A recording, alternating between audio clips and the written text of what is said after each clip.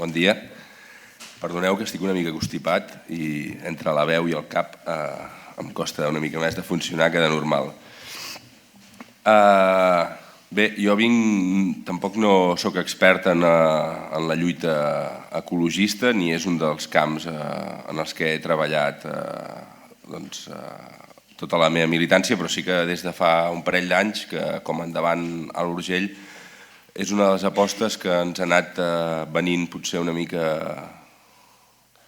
donada pel context en el qual ens trobem, que ens hem anat posant i una mica a través d'aquesta experiència que volia explicar, o la idea seria explicar aquesta experiència, el que estem fent i també com entenem per què és important fer-ho i per què creiem que es pot extrapolar a la resta de països catalans. Bé, nosaltres com a nivell de Pirineu ens trobem en un context que a poc s'ha anat despoblant, s'ha anat morint, s'ha anat buidant i que paral·lelament a aquest procés de buidatge i d'anar empenyent tota la població rural cap a les grans conurbacions s'ha anat destruint, per tant, també part de l'economia o el teixit econòmic que teníem o que hi podia haver tradicional, molt vinculat a la terra i a la reproducció de la vida. En aquest sentit, i paral·lelament a aquest despoblament, el capital, el capitalisme ha anat veient a nivell del territori pirinenc com l'oportunitat per generar-hi benefici ja no passava per un model potser més autocentrat o posat que posi l'èmfasi en la reproducció de la vida, sinó en com pot atraure inversions de fora i pot multiplicar-se més ràpid. I en aquest sentit ens apareix el model de convertir-nos com a parc temàtic de la metròpoli o de la ciutat. En aquest sentit, el turisme de neu és un dels elements centrals d'aquest model que s'ha anat imposant al Pirineu, però també ho és l'especulació, les segones residències i tota aquella reproducció del capital vinculada especialment a això, a segones residències i obres especulatives. Veiem que aquest model, clar, a nivell de Pirineu, el que ha acabat provocant és no ha servit per frenar el despoblament ni la mort de moltes valls i pobles, sinó al contrari, ha servit per encara fomentar-ho més i que les úniques alternatives laborals que tinguem a nivell de Pirineu siguin molt precàries i temporals.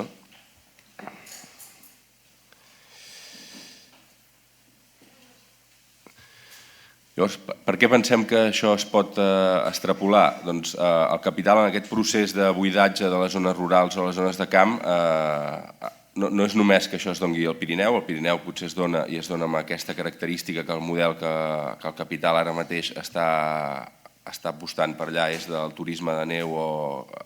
i l'especulació immobiliària que van de la mà, junt amb grans esdeveniments com poden ser els Jocs Olímpics, que si cas després ho comentarem una mica, però també arreu dels països catalans, al final, un cop buidat i portat gran part de la població a les zones més urbanes, a capital, que per exemple al Camp de Tarragona, aquí posarem la indústria química,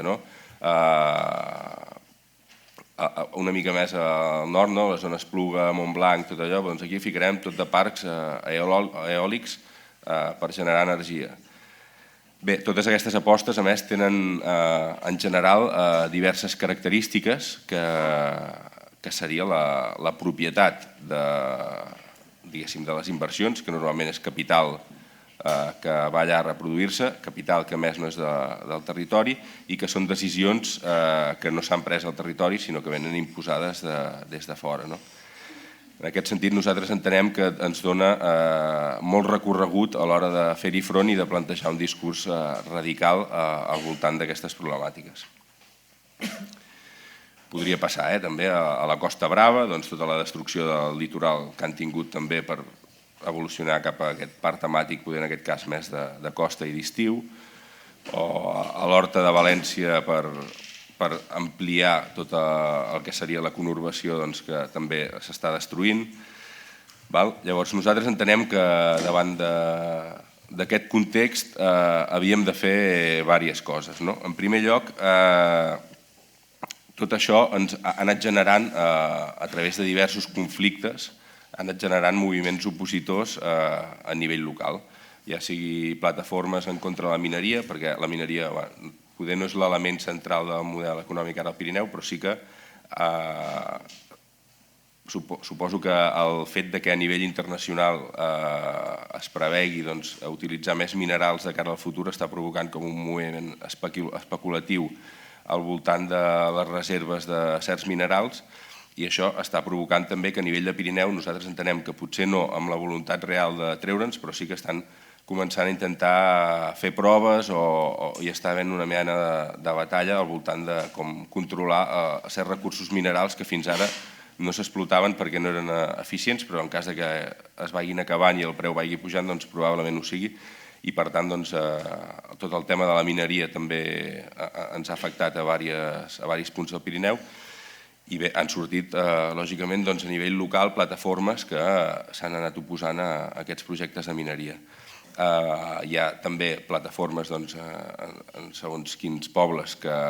s'oposen a la construcció massiva de segones residències o ampliació. Hem de tenir en compte, per exemple, Éller, que és un poble que ara mateix deu tenir unes 40 cases, hi ha una urbanització planificada que multiplica per dos, o sigui que gairebé doblaria el volum del poble. I a més tenint en compte que ara ja hi ha bastants habitatges del nucli històric del centre del poble que estan abandonats, llavors es pretén abandonar el poble, construir segones residències. Llavors tot aquest conjunt de moviments hem anat treballant perquè facin un front comú a través d'un espai que ara mateix va funcionant, que es diu SOS Pirineus, i que és una mica equivalent. Ara mateix també hi ha un semblant que podria ser a SOS Costa Brava, que de fet té molta més potència, molta més força i molta més gent que hi participa. I bé, aquests espais tenen la funció o la línia d'intentar anar aturant tots aquests projectes i fer un front comú, perquè si no és difícil. A nivell de SOS Pirineus també hi participen la plataforma de naturista del Berguedà, que allà sí que tenen el desdoblament de la C16, la incineradora, també tot un seguit de projectes amb interessos aliens a la comarca i que venen imposats des de fora per generar un benefici, però no se sap ben bé qui. Paral·lelament a això, nosaltres, com a Esquerra Independentista del Pirineu, sí que comencem a treballar una campanya ja opositora als Jocs. No sé si heu anat veient que hi ha una proposta de fer els Jocs Olímpics d'hivern a nivell de Pirineu-Barcelona de cara al 2030. Nosaltres entenem que aquest model que està esgotat tant a nivell econòmic com social com ambiental, ambientalment i més enllà del tema de l'emergència climàtica, la neu i l'escalfor farà que la majoria d'estacions d'esquí siguin inviables al Pirineu en pocs anys, i per tant creiem que és del tot irresponsable, fins i tot dintre del seu model econòmic, de seguir invertint cap aquí. Però a part és un model que això en genera precarietat, temporalitat, i que per tant tampoc és el desitjable. Per tant, una de les lluites ara mateix, podríem dir, centrals nostres és l'oposició als Jocs, però també, paral·lelament a l'oposició, ens trobam que, tal com s'exerceix o per què accepten els territoris rurals en general que et fiquin una nuclear a casa, que et vinguin a fer una macrourbanització, que et vinguin o sigui, que tota la inversió se l'emportin als Jocs d'hivern i tu no protestis quan a nivell de sanitat o d'educació és nefast el servei públic que hi ha. És una de les qüestions que nosaltres trobem centrals, és que aquest despoblament o aquesta mort planificada de valls i territoris, nosaltres a l'hora de combatre aquests projectes hem de ser capaces de proporcionar una alternativa econòmica i social per tota la gent que hi viu i que vegi que hi ha futur continuant vivint allà, perquè si no és molt difícil oposar-se des d'un plantejament únicament naturalista, per dir-ho d'una manera, a tots aquests macroprojectes sense aquesta part d'alternativa. I això per nosaltres és molt important i rellevant perquè li dona un caràcter molt més polític i com holístic a tot plegat i ens permet inserir la lluita en defensa del territori a dintre un projecte més ampli, que en aquest cas nosaltres evidentment intentem que sigui el de l'Esquerra Independentista, amb inserir aquesta lluita a dintre el que seria el bloc d'Unitat Popular, perquè al fons aquesta lluita va intrínsecament lligada amb les altres i nosaltres necessitem plantejar aquesta alternativa. En aquest sentit, també, paral·lelament, i ahir vam començar de forma pública, hi ha el procés Pirineu 2030, que el que es tracta és de definir quin és el Pirineu que volem. Els Jocs Olímpics en teoria haurien de ser el 2030, per tant es fa el procés aquest a l'antagònica de Pirineu 2030, quin Pirineu volem tenir el 2030, que sigui capaç de posar al centre no la multiplicació del capital a través d'aquests projectes i la generació de llocs de feina precaris, sinó quin model econòmic volem i quines potencialitats tenim per posar la vida i el sistema reproductiu al centre. I la veritat és que està, almenys ahir i el que portem treballant, està funcionant força bé aquesta línia.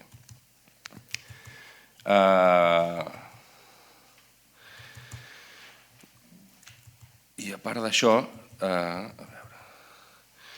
sí que a nivell d'alguns dels debats centrals que han anat sortint durant aquest temps és la disjuntiva en què ens trobem d'en cert esgotament no del capitalisme, però sí d'alguns dels elements que han guiat el capitalisme aquests últims anys i, en certa manera, el tema del combustible o de les energies, que sí que està arribant a un cert esgotament. El tema del canvi climàtic sí que portarà segurament a canvis importants tant en l'aigua, amb una escassedat bastant alta, i a nivell d'aliments i de pobresa ja s'està veient a moltes zones del planeta que està amb la sequera i els canvis està provocant onades de misèria molt importants. En aquest sentit, nosaltres creiem que amb aquest punt també cal preveure, i hi ha dos possibles vies a nivell ambiental. Per una, el que ja ha anat sortint o que s'ha anat anomenant com ecofeixisme, que és tota aquesta escassedat de recursos naturals que es planteja que hi haurà en el futur. Doncs el sistema, lluny d'acabar amb el capitalisme, el que farà és que el capitalisme vagi evolucionant cap a un sistema cada vegada més autoritari, on hi hagi grans capes de la població cada vegada amb més misèria, mentre unes èlits continuen vivint com fins ara o cada vegada millor. I en aquest sentit l'alternativa nostra, aquí un cop més, és clara, és inserir la lluita per la vida, la lluita ecologista, la lluita en defensa del territori a dintre d'un projecte que ens permeti viure una vida que mereixi ser viscuda.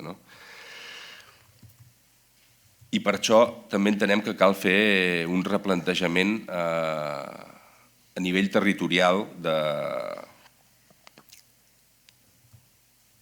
del país. Cal que la zona rural, o sigui, si hem d'anar guanyant amb sobirania alimentària i amb tot construint sobiranies, cal que els territoris rurals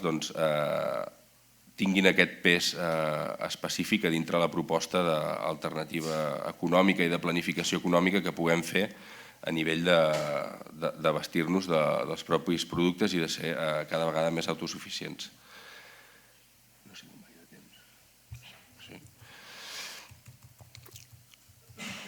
I anant treballant amb totes aquestes alternatives, per exemple, nosaltres una de les guies que hi ha de Pirineu 2030 de com que han anat sortint els debats, que ens basa que sigui una alternativa o que simplement estem movent el projecte.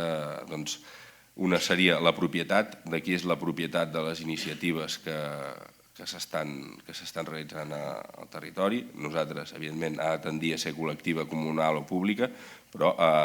totes aquestes inversions que venen de fora, qui les fa, per què les fa, quins beneficis en treu. La presa de decisions, normalment totes aquestes inversions tenen una presa de decisions forània, que ningú hi ha participat, que respon a uns interessos d'uns pocs, i per tant aquí nosaltres sí que hem d'impulsar que la democràcia econòmica, en aquest sentit de les treballadores, els veïns versus els interessos privats del capital. La producció, a què va encarada la iniciativa econòmica que hi ha als territoris? Encarem una producció per exportar a no sabem on i que per tant el seu únic objectiu és generar un benefici, o detectem les necessitats que tenim a nivell territorial i encarem la producció a cobrir aquestes necessitats i a una economia reproductiva.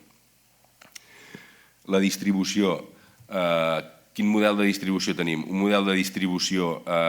que genera privilegis, que genera beneficis, que genera explotació, o un model de distribució col·lectiu públic que genera justícia i equitat. I la planificació. Evidentment, la planificació de lliure mercat no funciona i per tant aquí sí que nosaltres cal que comencem a entendre que si volem construir o volem avançar cap a aquestes sobiranies cal també entendre nosaltres i anar fent entendre al nostre entorn que cal una planificació socialista i col·lectiva de què produïm, com ho produïm, quines necessitats tenim i, per tant, cap a on anem encarant l'economia. Creiem que aquests debats, encara que a vegades pugui semblar que estan molt anys llum dels debats que hi pot haver al territori, en segons quins conflictes, en segons quins casos, és no tan difícil ni tan allunyat inserir-los a dintre de la societat i anar fent avançar aquestes alternatives. Hi ha alguns llocs que ja funciona i en aquest sentit per nosaltres a nivell rural sí que hi ha com una aposta al que serien els sistemes agroalimentaris territorialitzats, com a nivell territorial ets capaç d'enfocar l'economia a complir les teves pròpies necessitats com a comunitat, com a territori, evidentment dintre d'una planificació nacional, per dir-ho d'una manera, i que puguem... No tothom pot fer de tot, però que tot el que produïm allà, per exemple, amb el semblança del model ara, tot el que es produeix al Pirineu és o electricitat, que l'estan fent les grans hidroelèctriques, que no és pel Pirineu, o tot el negoci al voltant del turisme de masses que al final sí que ve la gent allà però és com si exportéssim tot unes hores de turisme a tot de gent a fora però que tampoc és per reproduir cap de les necessitats de la gent que viu allà i que a més ens està generant unes condicions de vida que no són les desitjables. I bé, i amb tot això sí que entenem que aquí hi ha potser és la part una mica més polèmica, un conflicte de versus rural versus urbà. Nosaltres tampoc ho veiem molt el conflicte, sinó hem de ser capaces de... Al final el conflicte és el capital i és tota aquella gent que ens està guiant les nostres vides perquè consumim de determinada manera, però sí que és veritat que a nivell de Pirineu, amb els caps de setmana que hi ha, que s'emplena tot, la gent sí que cada vegada té poder aquesta sensació més que no vingui ningú. Suposo que aquí, concretament, jo havia viscut bastant a Gràcia i també...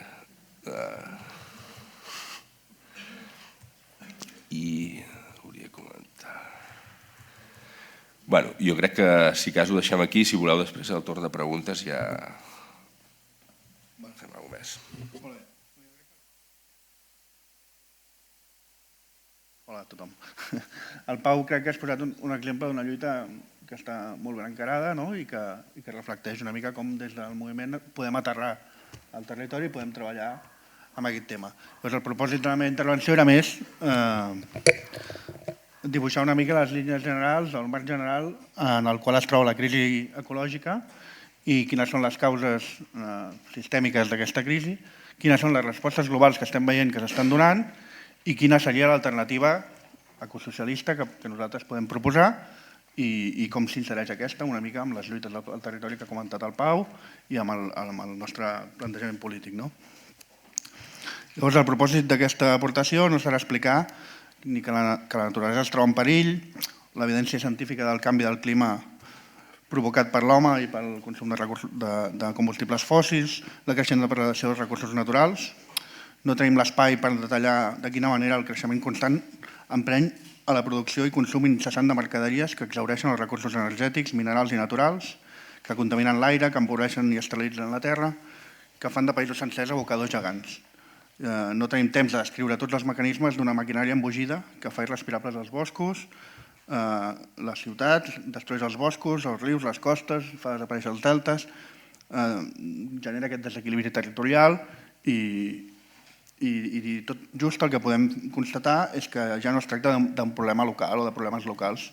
o regionals, sinó que l'acumulació de petits canvis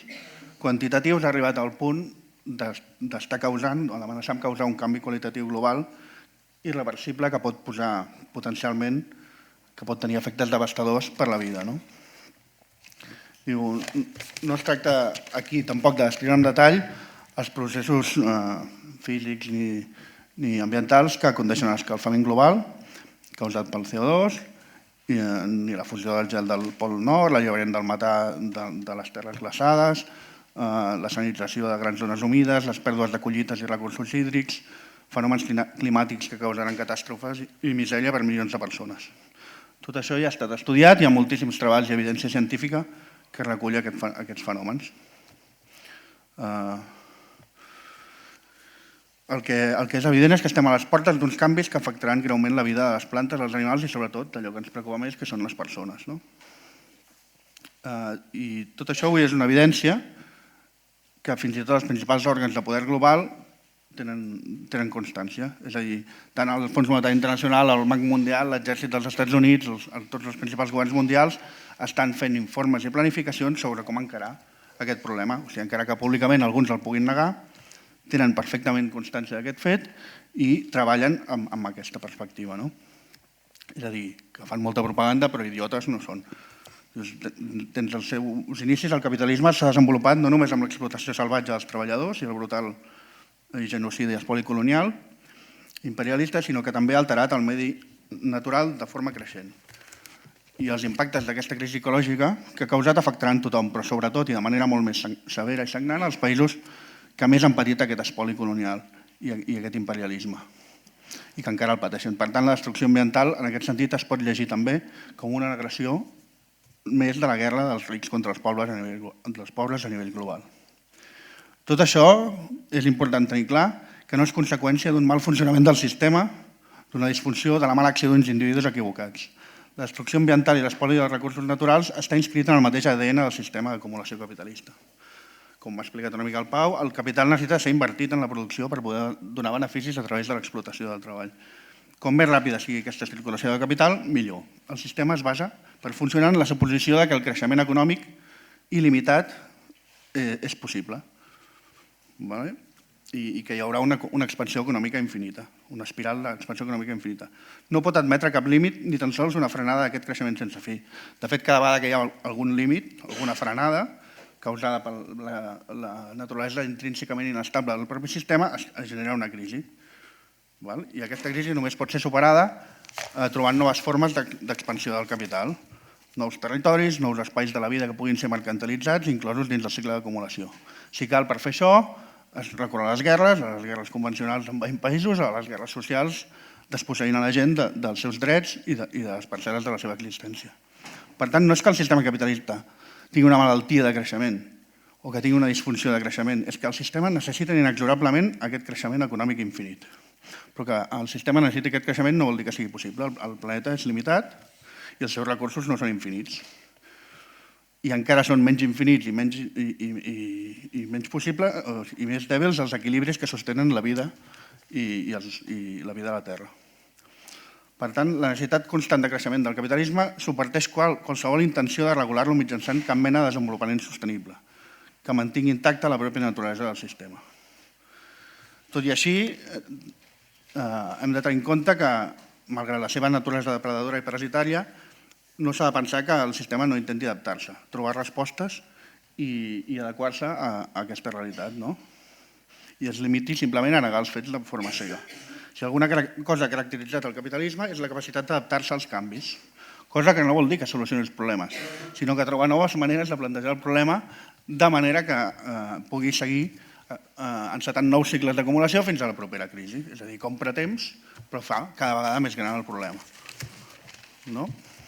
Llavors, en aquest sentit, avui, com podem veure als mitjans, a cada vegada més llibres i publicacions, hi ha tota una diversitat de respostes, tant a nivell ideològic, diguem, com pràctiques i polítiques, i diferents estratègies davant el repte de la crisi ambiental. Entre, diguem, les respostes ideològiques que ens donen, ja tenim des de l'ortodòxia liberal dominant, que diu que el mercat ho arreglarà, perquè té una gran capacitat d'innovació i trobarà formes eficients de gestionar l'economia, el mercat sol, i sense qüestionar l'acumulació de capital, produirem de manera cada vegada més eficient fins que aconseguim superar aquesta crisi. Això, de fet, és una fal·làcia. Des del principi de la revolució industrial, de fet, hi va haver un enginyer que es deia Jovent, que va veure com, a mesura que les màquines de vapor augmentaven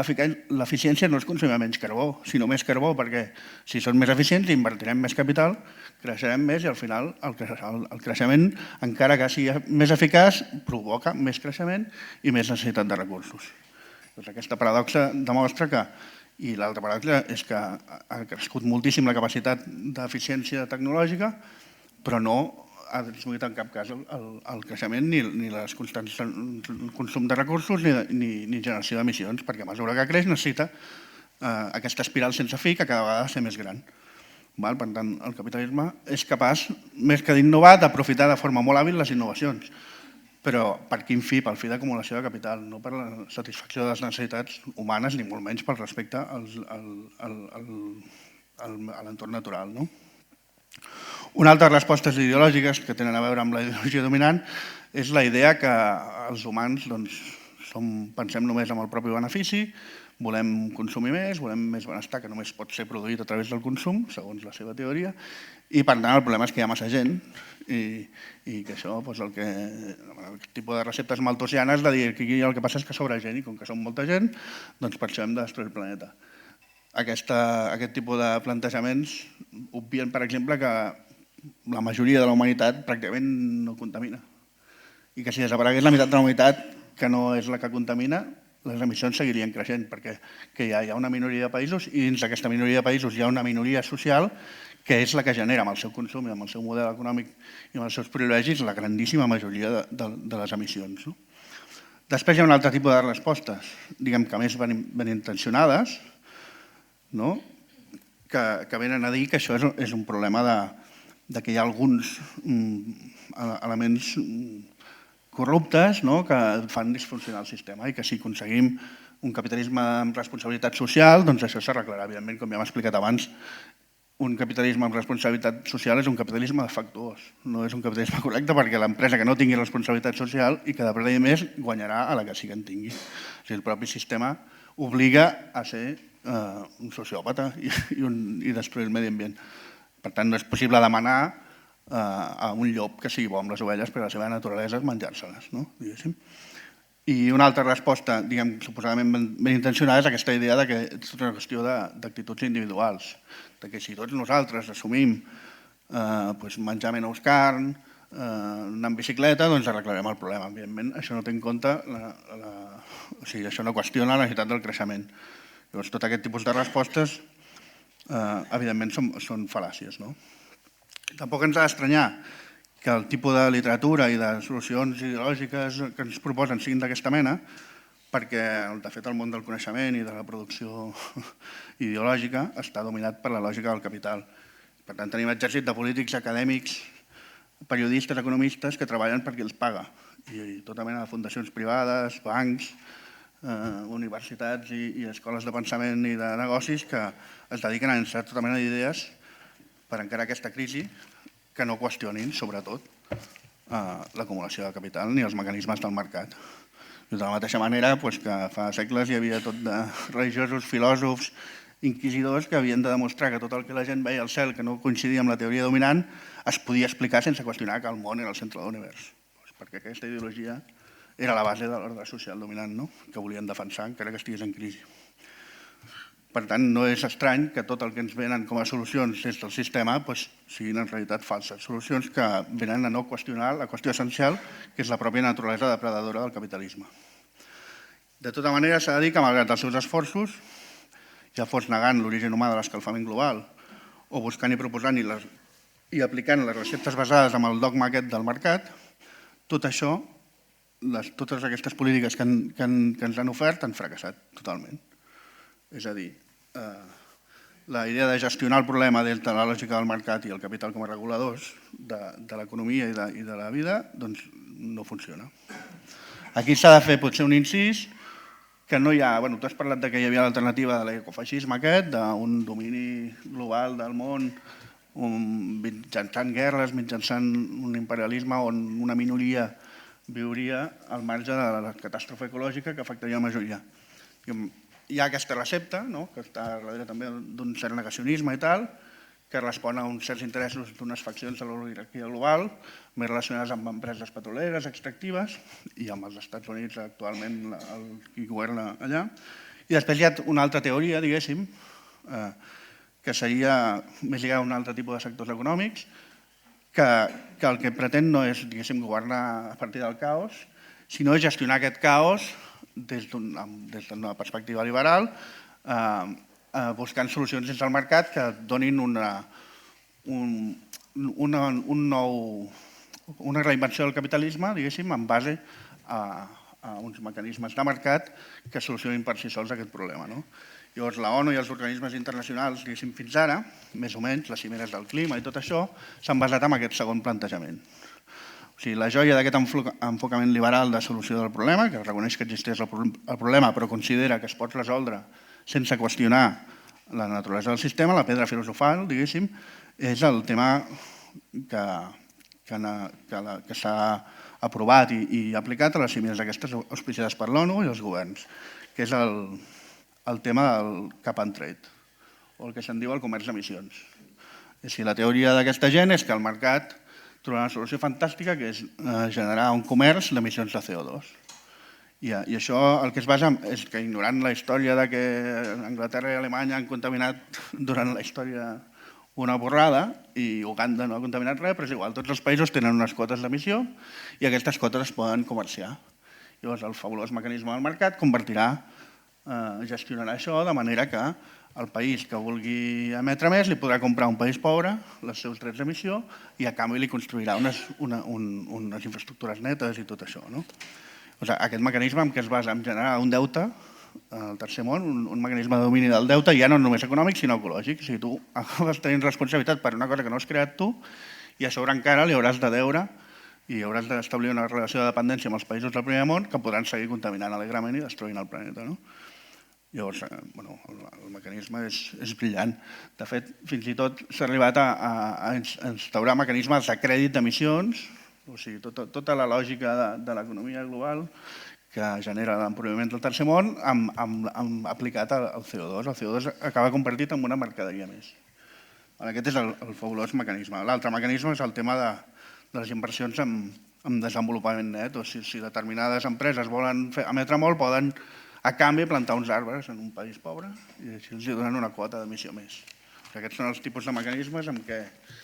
la fabulosa lògica liberal vol resoldre el problema de les emissions. No cal dir que tot això ha fet que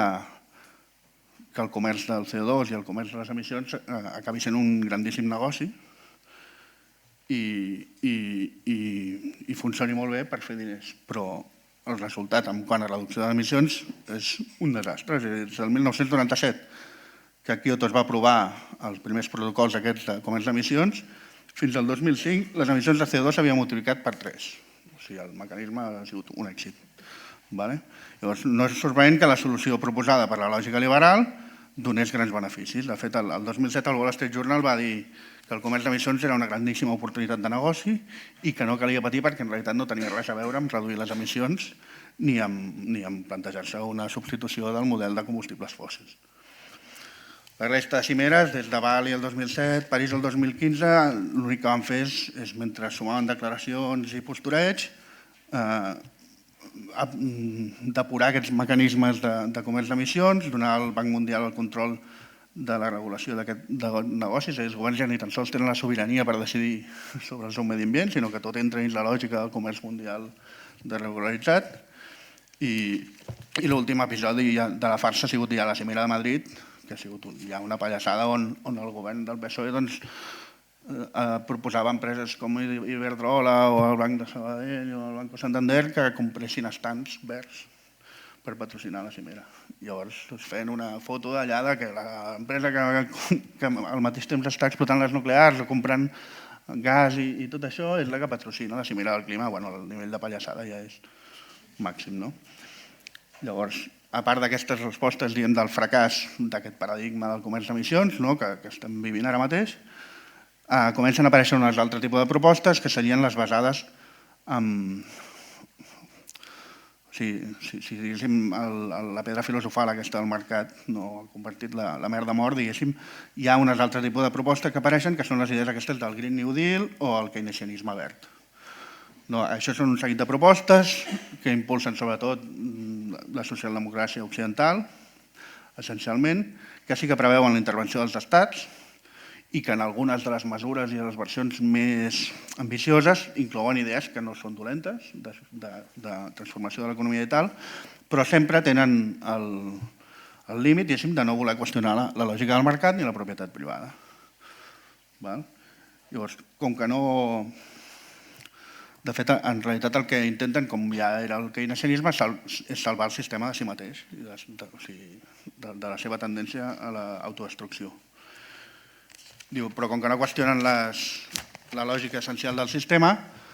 doncs acaben sent això, una manera de reconvertir l'economia capitalista perquè trobi nous marcs per créixer i expandir el cicle d'acumulació. I això al final resulta una contradicció insalvable. És a dir, si tu no qüestiones la propietat dels mitjans de producció, per exemple, fa poc, quan als Estats Units va començar a introduir-se el debat aquest del Green New Deal, que alguns sectors del Partit Demòcrata defensaven això, farem això, posarem incentius fiscals, posarem tal, per reduir les emissions. Els senyors d'ExxonMobil i les petroleres van dir nosaltres hem comprat, tenim uns actius de drets d'explotació de reserves de petroli, això ho hem comprat, és propietat nostra i nosaltres extraurem aquest petroli i el cremarem, feu el que feu. Per tant, si tu no els expropis a aquesta gent això, les emissions seguiran. I això és un límit que aquestes polítiques que no qüestionin en cap cas la propietat privada no poden superar. Un altre límit que es troben és això. Si tu no pots nacionalitzar l'energia i has de fer incentius fiscals perquè els bancs inverteixin en energies renovables, et trobes amb què? La funció de l'energia renovable quina és? Reduir al màxim els costos d'explotació o el problema de que les despeses futures. Tu fas una gran inversió inicial per després aconseguir l'energia. I això és contrari al capital. El capital el que vol és invertir el mínim per aconseguir el màxim després. Per tant, no estan aconseguint que els inversors privats, les poques polítiques que han intentat, no han aconseguit en cap cas que els inversors privats apostin per unes energies que els faran perdre beneficis futurs. Per tant, la lògica pròpia del sistema impedeix que aquestes mesures, diguem, ben intencionades funcionin. Per què? Perquè la idea de reduir el consum i de reduir el creixement és incompatible amb el propi sistema capitalista. I a part d'aquestes, diguem, contradiccions més existencials, hi ha unes qüestions pràctiques. És a dir, des de finals dels anys 80, l'economia mundial més o menys es troba guiada pel que s'anomena el consens de Washington, que són tot un seguit de mesures aprovades per organismes com el Fons Mundial, el Banc Mundial, el Fons Monetari Internacional, el Banc Mundial o l'Organització Mundial del Comerç, que es basen en desregularitzar el mercat, impulsar el lliure comerç i garantir, sobretot, com a essència, és protegir el capital i les inversions de qualsevol possibilitat que els governs i les poblacions interfereixin amb el seu procés. I, per tant, el marc regulatori... O sigui, no només és que les multinacionals i el capital controlin la propietat dels mitjans de producció, és que controlen ja el marc de regulació de l'economia global. Per tant, tot aquest sistema que no posa en qüestió cap d'aquestes mesures de Green New Deal o de keynesianisme verd impedeix a ells mateixos, els impedirien als seus propis governs que poguessin desenvolupar polítiques que qüestionessin les grans inversions. I llavors, en aquest sentit, s'entenen tractats com el TTIP, el CETA o els tractats de lliure comerç que el que fan és impedir que cap govern pugui dir no, ara aquí us posarem una sèrie de límits ambientals. No podràs perquè la lògica mundial dels organismes globals de dominació t'impedeixen, que tu no estàs qüestionant, t'impedeixen que facis això. Llavors, en aquest sentit, en no qüestionar cap d'aquestes instàncies, el Green New Deal al final no és més que un intent de donar una capa de maquillatge verd al sistema que seguirà depredant el planeta. Llavors es pot intentar dins del mateix sistema mesures que frenin o alenteixin temporalment o desviïn una mica parcialment durant un temps la dinàmica aquesta, però la pròpia naturalesa del sistema farà que sempre torni a aparèixer i amb cada vegada més força destructiva la naturalesa del capitalisme. Doncs en aquest sentit, si considerem que dins del sistema capitalista no és possible la solució a la crisi ecològica, no és possible una gestió econòmica que garanteixi la supervivència d'una vida raonable, doncs l'alternativa que es proposa és l'ecosocialisme. Aquí, fent una mica de repàs d'on venen aquestes idees, de fet, s'ha acusat sovint el socialisme o el marxisme de no tenir en compte aquesta qüestió, de tenir en compte la dimensió ecològica o ambiental. De fet, Marx i Engels es van centrar sobretot en analitzar el procés de producció, però també en els seus treballs s'hi troba observacions que ja en aquella època es feien, no a nivell global, perquè no es coneixia, però sí a nivell local. Hi va haver un físic que es deia von Levy, que va estudiar el metabolisme de la Terra, o sigui, la capacitat de la Terra de generar els recursos per a la seva pròpia reproducció de la vida, i com l'explotació capitalista de l'agricultura disruptia o trencava aquests mecanismes de metabolisme, aquesta reproducció natural de la vida. Tu produïes en un lloc i ho acabaves consumint a les ciutats, de manera que mica en mica el camp s'anava empobrint, no hi havia els abonos o tot això, no regenerava la vida. Llavors, d'això, d'aquest tipus de plantejaments, Marx, per exemple, quan parla de l'explotació de la ramadera d'Irlanda o de l'efecte de la creació de la població de les ciutats i de l'abandó del camp, doncs explica una mica tot això. Per tant, sí que dins del marxisme hi ha unes bases o uns conceptes que després han servit de punt de partida a autors posteriors per desenvolupar una anàlisi marxista de la problemàtica ecològica. Llavors, s'ha de dir aquí també, o reconèixer, diguéssim, que les experiències socialistes realment existents no van encarar aquest problema des d'un punt de vista ecologista ni tenir en compte el medi ambient. Sí que als anys 20 a la URSS hi havia hagut algunes idees, no direm ecologistes perquè és un concepte posterior, però de plantejaments econòmics més sostenibles, però de seguida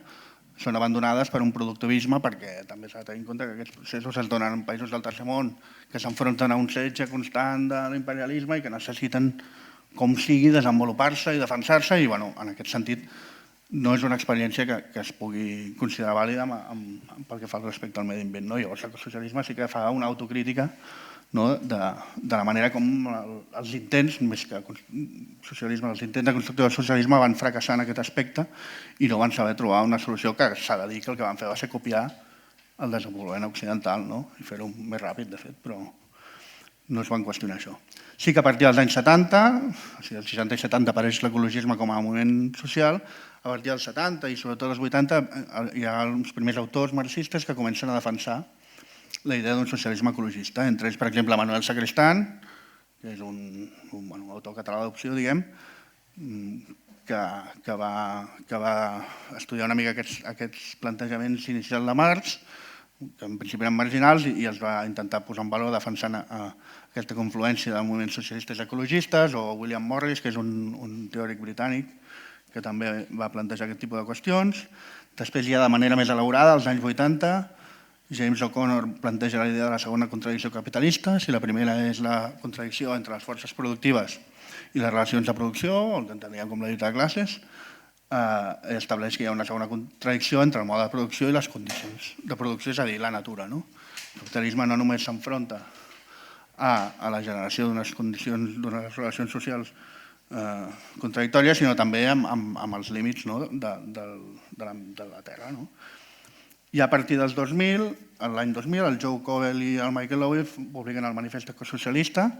que és el primer plantejament públic així que té un cert ressò, exposant algunes de les idees ecosocialistes,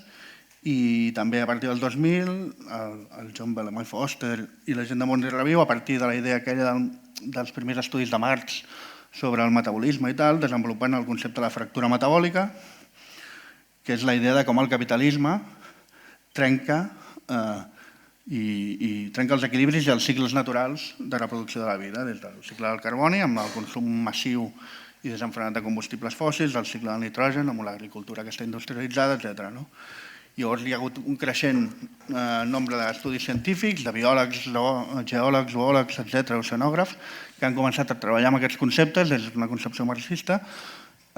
i han estudiat una manera com des dels inicis de la industrialització els cicles naturals de la Terra s'han vist greument afectats.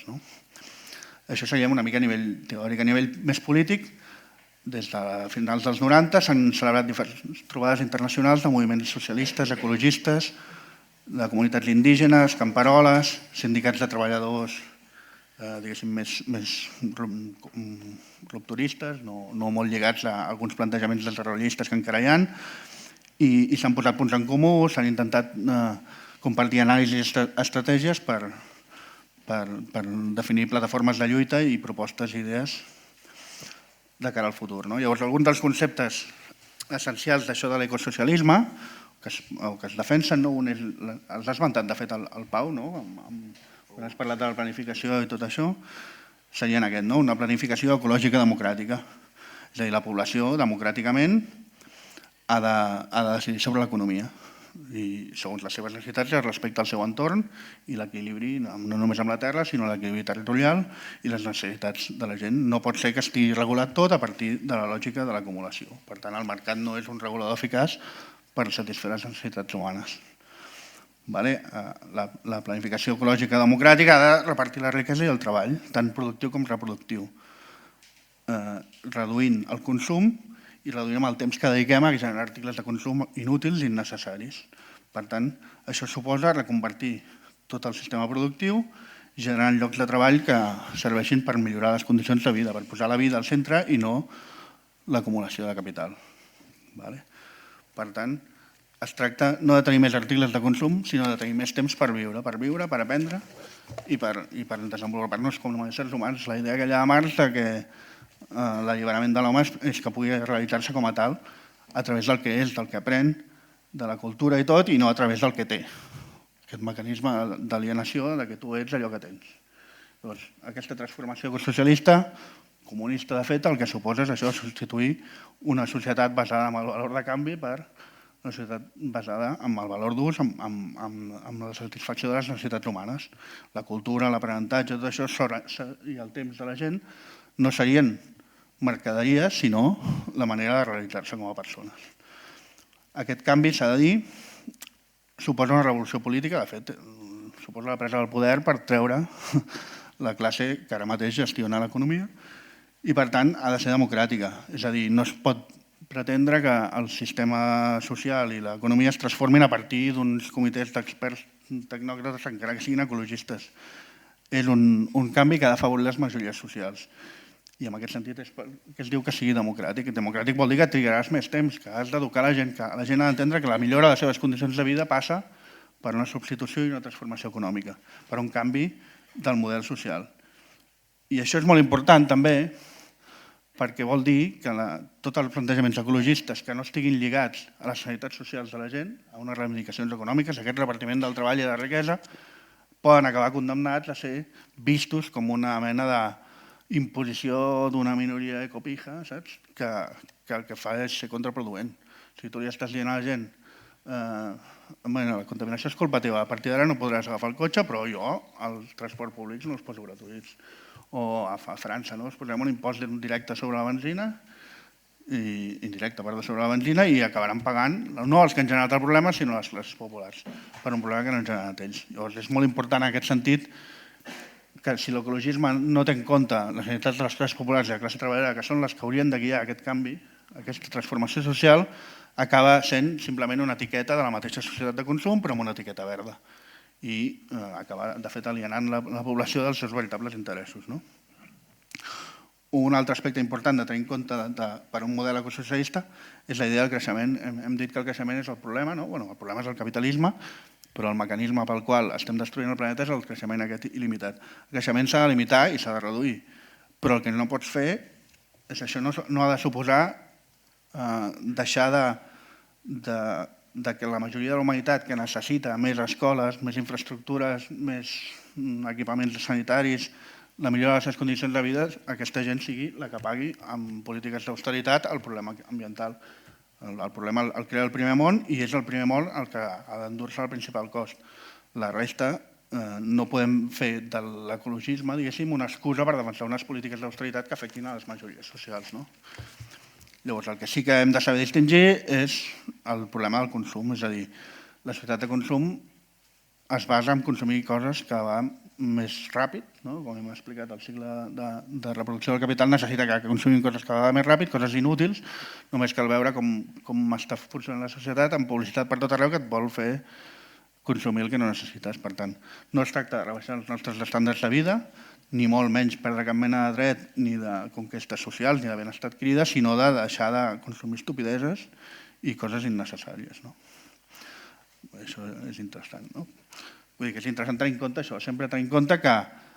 fer el discurs ecologista ha de vigilar sempre molt en no acabar culpabilitzant les classes populars ni carregant-los la factura d'una festa que no han fet elles.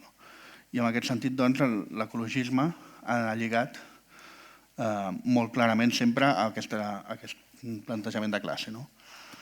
Altres aportacions rellevants o que creiem que tenen interès de l'ecosocialisme és la recuperació d'una perspectiva internacionalista. És a dir, no pots fer una lluita tu aïllada del problema global. No pots crear una comuna ecològica al mig del bosc perquè el problema és global i la contaminació no té barreres. Per tant, és necessari que totes les lluites ecològiques, ambientals, igual que la resta de lluites socials, s'uneixin per destruir un sistema global, per combatre a nivell global el sistema. I paral·lelament a aquest internacionalisme, diguéssim, aquesta necessitat de combinar les lluites globals de manera solidària, hi ha la defensa de la sobirania i l'autodeterminació dels pobles. En quin sentit? Com hem explicat abans, hi ha tot un sistema de govern global, tots uns mecanismes de govern global controlats pel capital que han desposseït els pobles a tots els nivells, a nivell nacional, però també a nivell local, a nivell regional, de la capacitat de gestionar les seves vides. I recuperar aquesta capacitat d'autodeterminació, de sobirania, és essencial en aquest sentit també per poder planificar des de les teves pròpies necessitats i els teus recursos l'economia. Per tant, aquest aspecte també és interessant. Llavors, insistia una mica com a conclusió que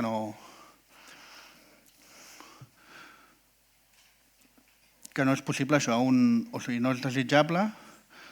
un ecologisme que ignori,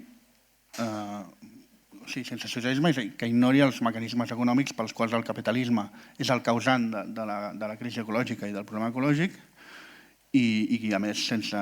tenir en compte, sense comprendre aquests mecanismes econòmics i de producció, de fet l'ecologisme està condemnat a ser recuperat pel sistema, com una forma de reproduir el cicle capitalista mitjançant el keynesianisme o com una simple etiqueta verda de la mateixa societat de consum d'estructura que tenim. I finalment, com a conclusions, però de fet ja ho ha dit el Pau, des de l'esquerra independentista és important assumir aquesta lluita, primer perquè serà una lluita que cada vegada tindrà més protagonisme, perquè el nostre propi país és objecte d'innombrables agressions ecològiques que ell ha explicat, perquè és important que quan fem aquesta feina intentem defensar aquests conceptes de lligar sempre la transformació socialista i global a les lluites particulars, també perquè ens dona la capacitat d'aterrar molt al territori, són lluites que tenen molt a veure amb la vida quotidiana de la gent, i si tenim capacitat d'integrar-les en un front comú, doncs és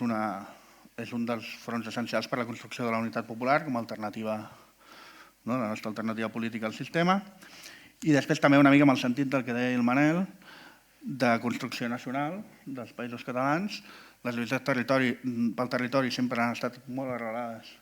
a una identitat col·lectiva i a una identitat col·lectiva popular o d'alliberament enfront d'unes identitats estatals imposades que oposaríem com als models aquests de depredació de la natura, del medi ambient i del territori. En aquest sentit, des de l'esquerra independentista és estratègic treballar amb les lluites pel territori perquè formaran un dels nuclis centrals, un dels eixos centrals del que és l'alternativa d'unitat popular. I això és una mica les idees que jo volia dir, perquè després, si voleu, en parlem, debatem o això.